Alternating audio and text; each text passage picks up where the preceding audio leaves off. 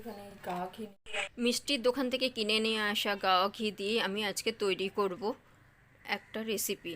মাত্র 2টো ডিম আর 2 কাপ ময়দা দিয়ে তৈরি করব।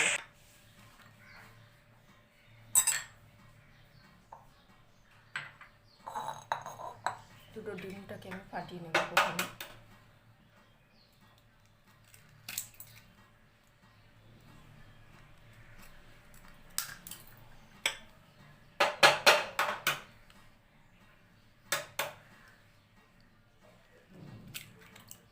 দুটো ডিম নিয়ে নিলাম, দিয়ে দেবো স্বাদ মতো লবণ, দিয়ে আমি ভালো করে ডিমটাকে ফাটিয়ে নেব।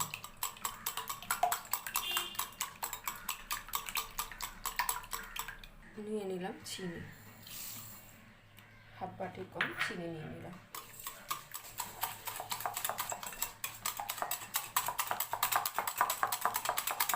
দিয়ে ভালো করে ফাটিয়ে নেব।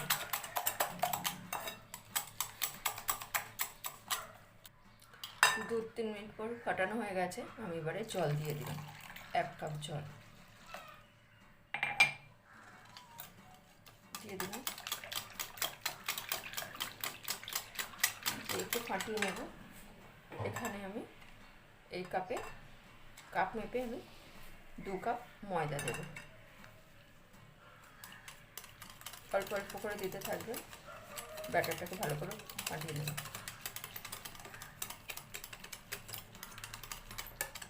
কোনো যেন দলা না থাকে।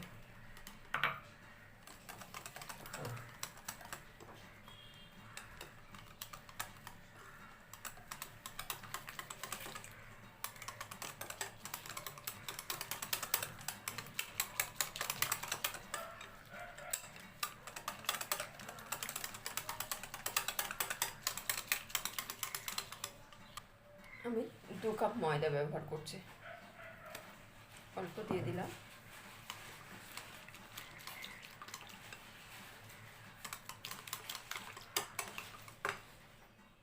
আবার পুরোটা দিয়ে দিলাম।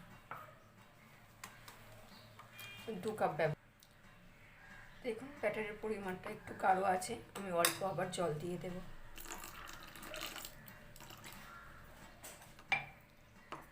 ব্যাটারটা যেন একটু পাতলা মতন হয়।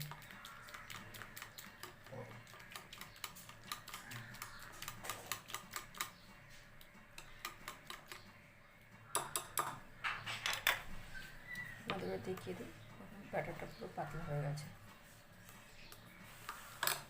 এবার আমি ঘিটাকে ব্রাশ করে নেব।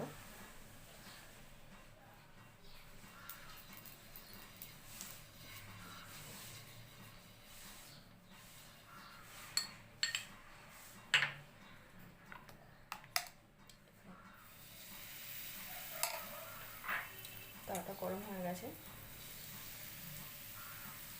তাওয়াটাকে ভালোভাবে গরম করে তারপরে দেবেন ব্যাটারটাকে, দিয়ে সঙ্গে সঙ্গে ঘুরিয়ে দেবেন, পুরো গোল হয়ে যাবে, কোথাও ফাঁকা থাকবে না। এইভাবে দিয়ে দেবেন, মিডিয়াম আছে এটাকে তৈরি করব।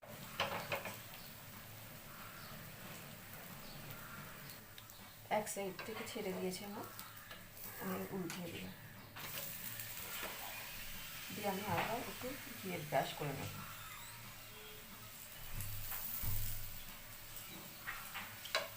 অল্প অল্প ঘি, সাদা তেল আপনারা যেটা পছন্দ করেন সেটা দিয়ে করবেন।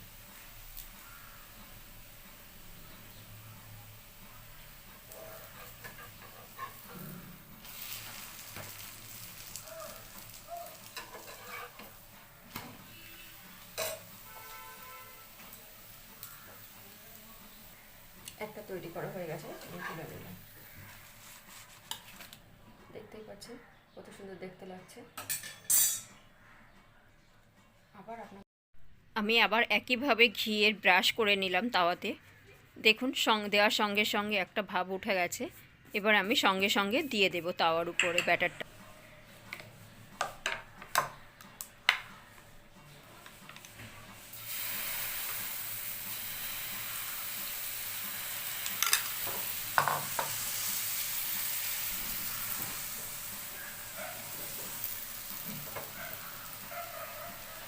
মিডিয়াম আছে থাকবে গ্যাসটা। আমি একইভাবে সবগুলো তৈরি করে নেব পরপর।